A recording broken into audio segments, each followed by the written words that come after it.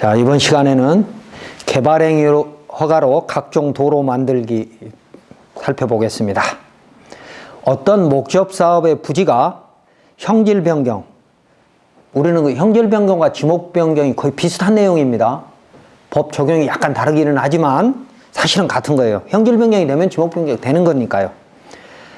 형질 변경을 전제로 개발되는 경우에는 개발행위 허가를 받아야 하고, 이때 기반시설인 진입로가 필요한 것입니다. 진입로가. 여기서 비도시 지역은 기반시설인 진입로를 허가 신청자가 만드는 거고, 도시지역, 특히 주상공에는 지자체장이 도시계획 시설로 기반시설을 결정해가지고 만드는 것이죠. 그러니까 도시계획 시설 전 단계가 기반시설이잖아요. 그건 지자체장이 만드냐 개인이 만드느냐의 차이는 도시지역, 주상공이냐 아니면 그 나머지 지역이냐에 따라 달라지는 거고, 진입로가 건축법 기준에 맞는 현황도로에 연결이 되거나 또는 비도시 면지역은 적용 안 된다고 그랬으니까요. 그걸 제외하고는 대지에서부터 진입로까지 진입로를 허가 신청자가 만들어야 하기 때문에 개발행위 허가 대상인데, 자, 이 진입로를 개설하면서 단순히 개발행위 허가만 받아야 될 경우가 있고, 또 추가로 같이 의제된다고 하죠. 같이 허가를 받는 경우가 있습니다.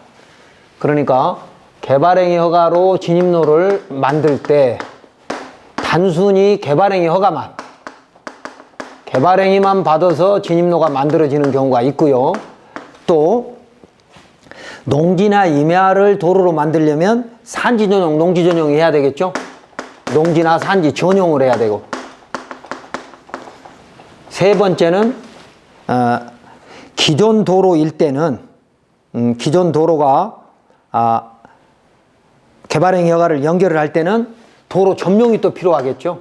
기존 도로에다 연결할 때는 도로 점용 및 연결, 기존 도로에다 연결할 때는. 그 다음에 네 번째는 도로를 확장하거나 포장 정지 작업을 하는 경우에는 이 국유재산 사용 허가를 받아야 됩니다. 그러니까 기존 도로 중에 도로법 도로가 아니면서 지목은 도이고 소유자가 국유일 때, 공유도 포함해서 국공유일 때 우리는 이것을 국공유지이기 때문에 사용 허가를 받아야 됩니다. 그러니까 이런 것들이 진입로를 허가받기 위해서, 개발행위 허가를 받기 위해서 포함된다는 것이죠. 단순히 개발행위만 받는 게 아니고, 또 여기다 더 추가되는 게 뭐죠? 물이 있으면 하천 조명, 국어 조명, 뒤에 하나씩 또 설명합니다. 국어 조명, 또 공유 수면, 물과 관련된 이런 허가들이 개발행위 허가에 의제되는, 진입로를 만들기 위해서 의제되는 추가되는 허가가 있다 이겁니다. 그리고 개울을 복개하거나 국어를 건너가는 경우에는 농업생산 기반시설 사용허가라는 게 또 있습니다.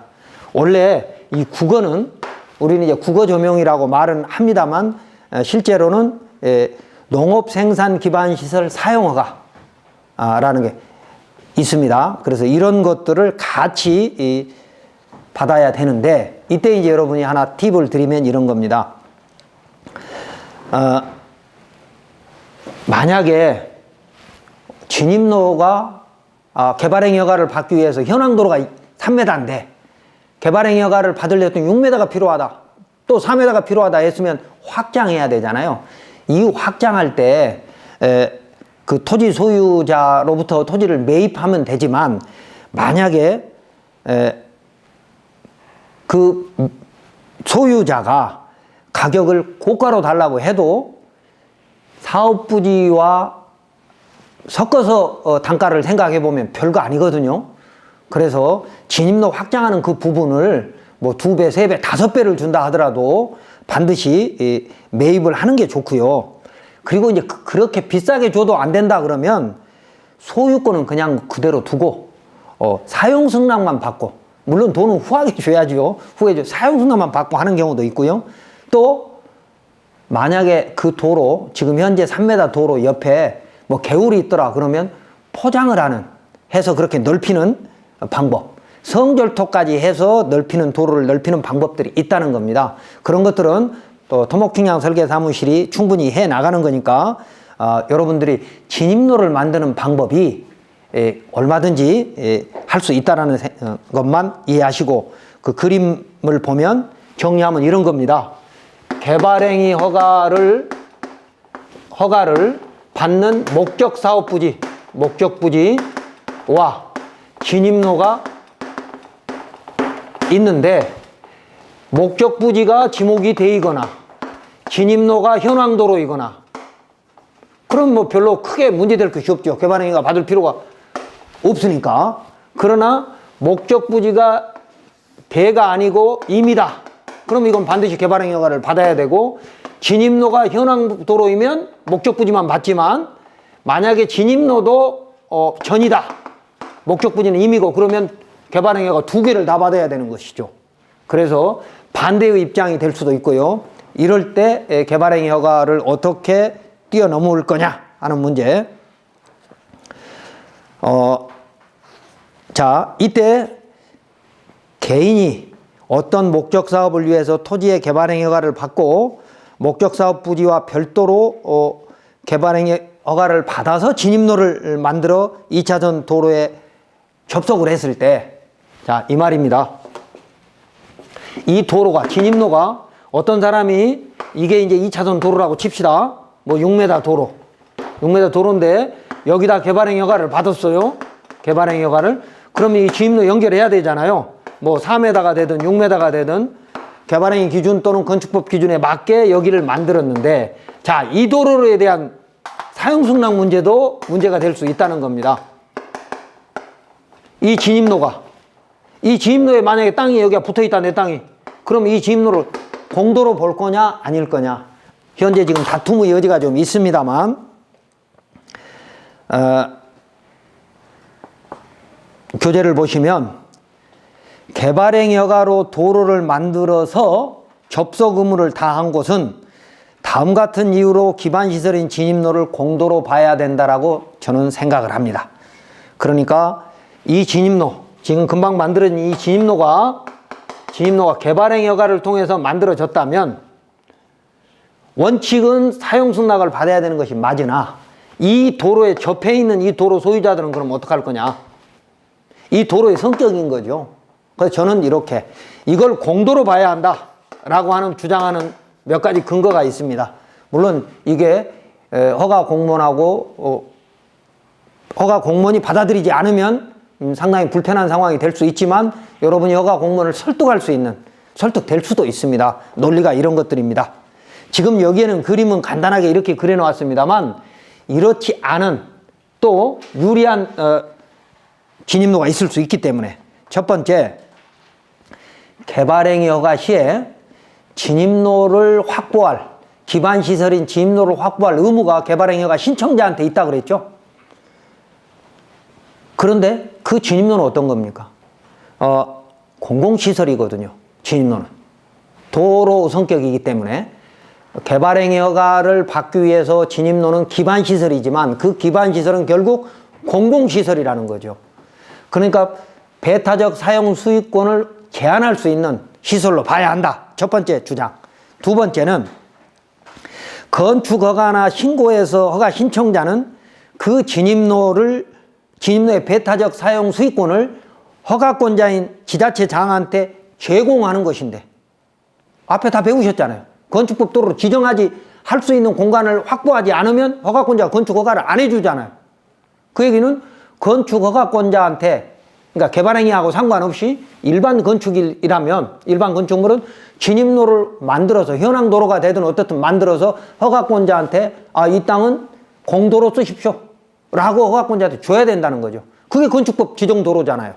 자, 그런데 건축허가는 그렇게 하고 있는데 개발행위 허가만 배타적 사용수익권을 인정하겠다? 형평이 안 맞는 것이죠. 자, 세 번째는 조금 어려운 내용입니다만 이런 경우가 있습니다. 진입로를 우리가 이건 이렇게 짧게 그려놨습니다만 일반 도로에 가보면 진입로가 굉장히 긴 경우가 있습니다. 그러니까 산속이나 아니면 뭐 경지정리된 논을 개발을 만약에 한다라고 했을 때는 그 진입로가 2차선 도로 또는 뭐 공도 2차선 도로에서 이게 임야를 어떻게 개발하겠다 그러면 이 개발까지 진입로를 확보해야 된다 그랬죠? 진입로가. 만약에 이 진입로가 200m 정도 거리가 되고 4m로 해야 된다 그러면 800제곱미터입니다. 240평이에요. 자, 그러면 이 안에 임야나 아니면 농지를 개발하는데 앞서 설명드렸듯이 개발행위 허가는 면적 제한이 있다 그랬죠? 개발행위 허가 면적 제한. 계획관리지역은 10,000제곱미터까지밖에 못합니다. 면적 제한. 보존관리 오면 도작수입니다. 5,000제곱미터입니다. 생산관리 7,500. 이렇게 작은데 진입로가 빠져나가 버리면 본부지가 줄어들어 버리잖아요. 그래서 최근에 법을 개정했어요. 그 전에도 물론 지자체마다 해석을 각기 다르게 했습니다만 진입로 면적은 개발행위 허가 면적에서 빼자. 이렇게 법이 확실하게 최근에 개정됐습니다. 자, 이 얘기는 무슨 얘기입니까? 만약에 아까 계획관리지역은 10,000제곱미터, 보존관리는 5,000제곱미터라고 했는데 이 진입로까지 포함해서 개발행위 허가를 한 번에 받았다면 이 진입로는 배타적 사용 수익권을 인정해 줘야 합니다. 배타적 사용 수익권을. 설사 기반시설이고 공공시설이라 하더라도 힘들게 이렇게 받았으니까. 그런데 만약에 지금처럼 개발행위 허가 면적에서 진입로는 빼자. 그럼 이것도 특혜지 않습니까? 아까 건축법에서도 45조에 의해서 이해관계 동의받아서 제출해야 건축허가가 나는데 자, 개발행위도 마찬가지라는 거죠. 진입로를 빼니까 이 안에를 면적은 본 사업 부지는 넉넉하게 10,000제곱미터까지 할 수 있다는 것이죠. 진입로 면적을 빼게 되면. 한마디로 연접도 문제가 되고 그래서 개발행위 면적에서 빠지기 때문에 이 진입도로는 공도로 봐야 한다.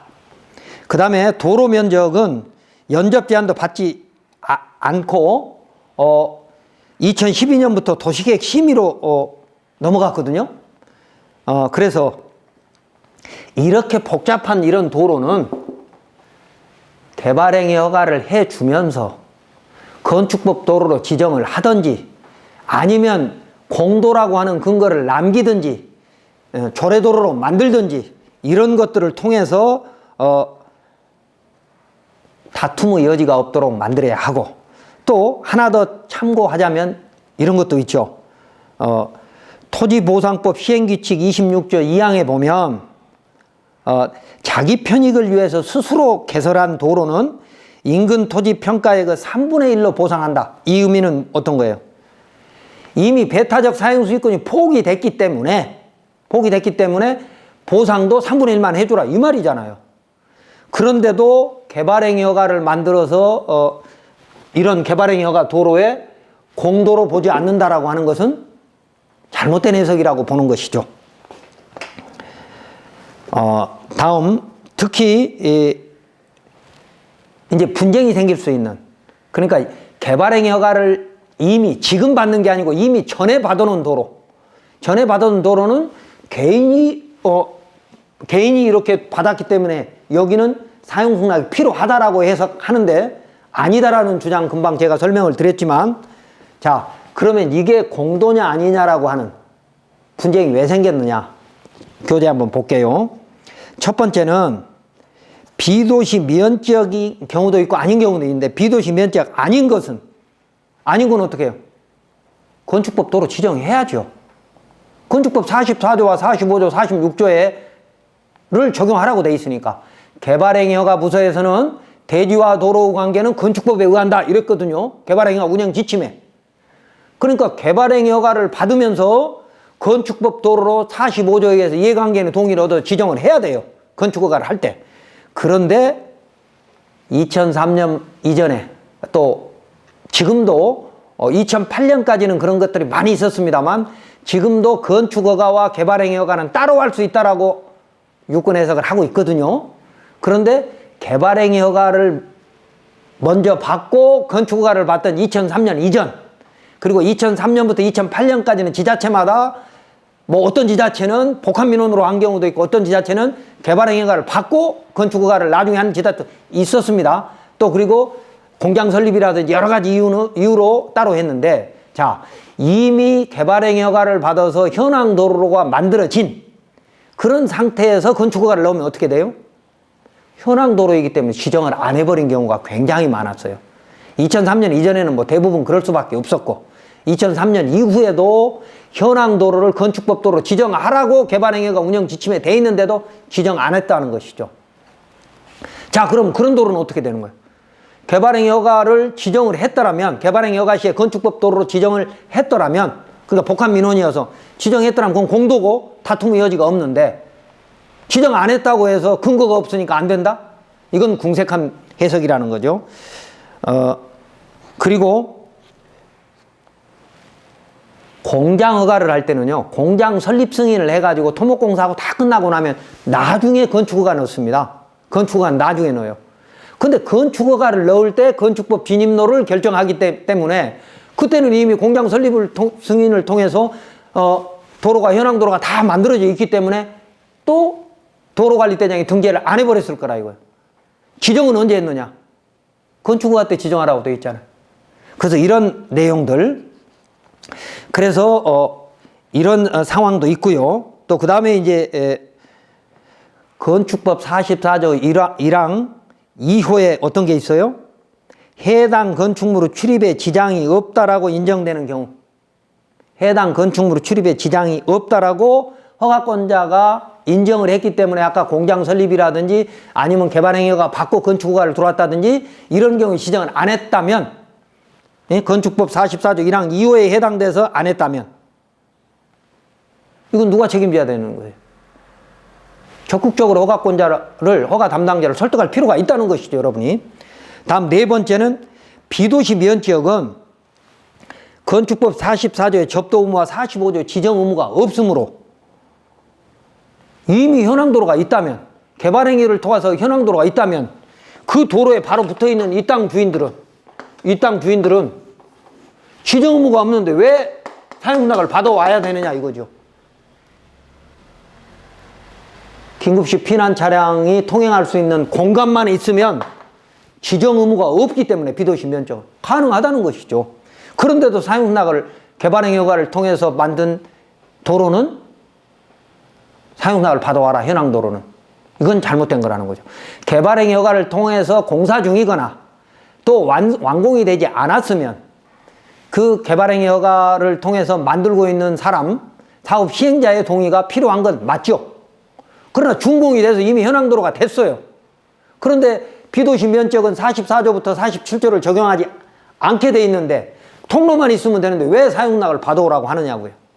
이것도 저는 모순이라고 보입니다. 자, 그 다음에 다섯 번째는 개발행위허가로 신설된 경우에 통과도로도 있고 막다른 도로도 있습니다. 막다른 도로인 경우에, 이건 뭐 막다른 도로도 볼 수 있고 통과도로도 볼 수 있는데, 자, 막다른 도로여 가지고 그 도로를 혼자만 쓴다면 그건 또 배타적 사용수권이 포기 안 된 걸로 볼 수도 있죠. 그러나 이렇게 주변에 땅들이 있어서 분쟁이 있는 경우에는, 이런 경우에는 지자체장이 지자체 조례도로로 만들 수 있는 근거를 조례에 만들어 가지고 했으면 좋겠다.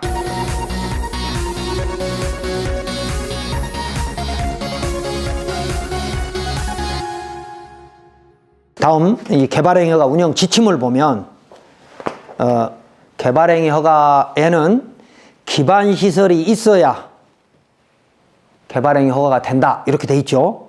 책에 보면 2절 분야별 검토사항, 그래서 3-2-5 기반시설, 진입도로는 건축법에 적합하게 확보하되 그랬습니다.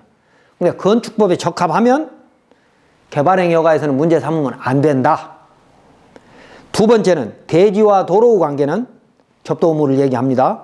건축법에 적합할 것. 그러니까 건축법에 적합하면 개발행위 허가에서 통과다 이 말입니다. 자, 기반시설은 이렇고요. 첫 번째 진입도로는 그 다음에 이제 3절에 보면 건축물의 건축 및 공작물의 설치를 할 때 기반시설은 또 어떻게 보느냐.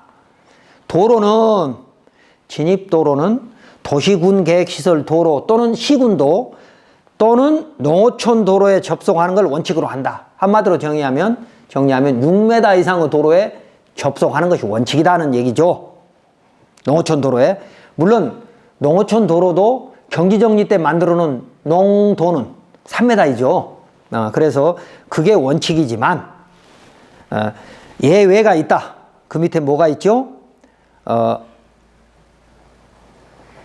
차량 진출입이 가능한 기존 마을 안길, 농로 등에 접속하거나 차량 통행이 가능한 도로를 개설하는 경우로서 부지 면적이 1000제곱미터 미만으로서 일종 근생 또는 단독주택을 건축하는 경우에는 4m, 6m, 8m 규정을 적용하지 않겠다라고 되어 있는 것이죠.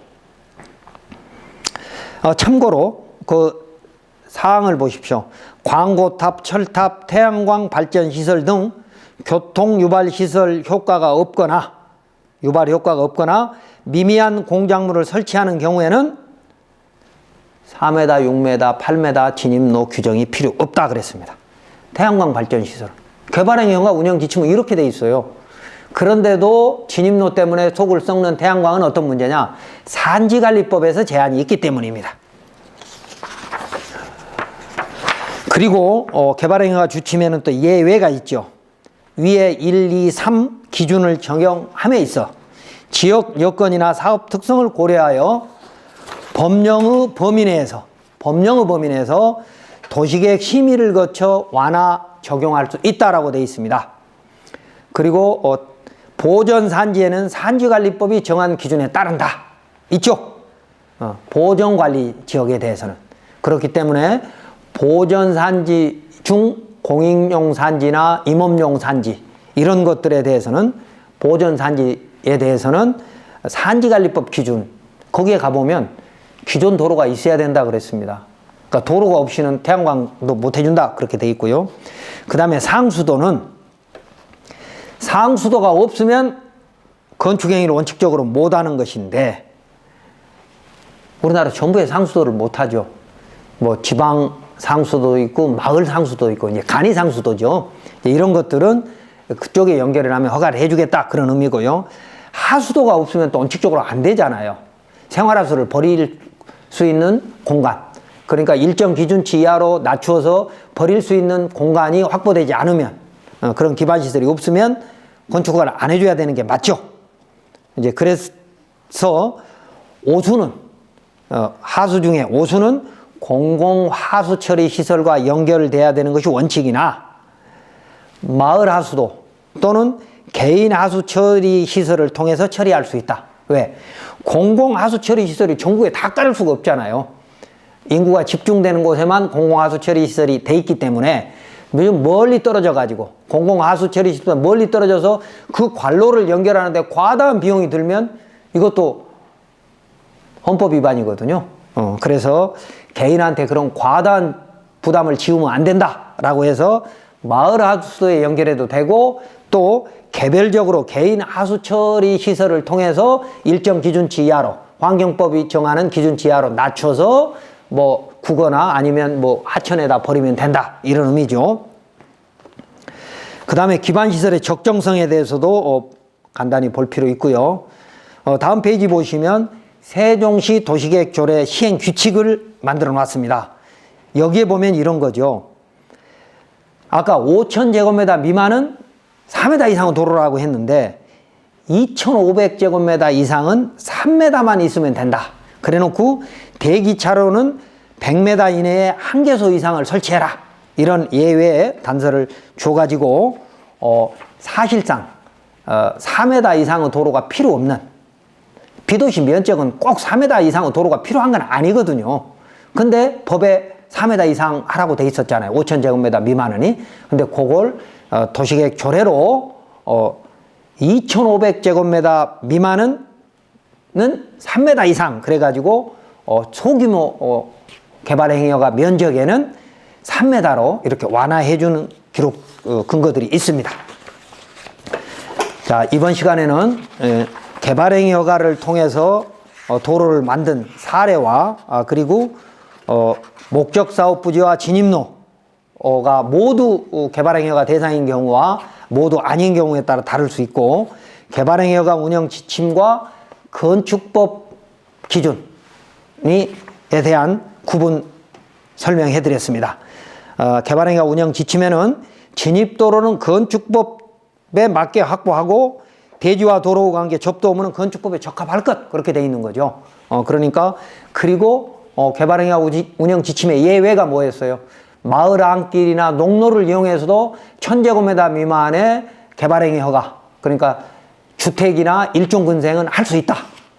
그렇기 때문에 여러분들이 전원주택 부지를 구입하는 정도까지는 큰 문제가 없다. 개발행위 허가를 통해서 할 때도.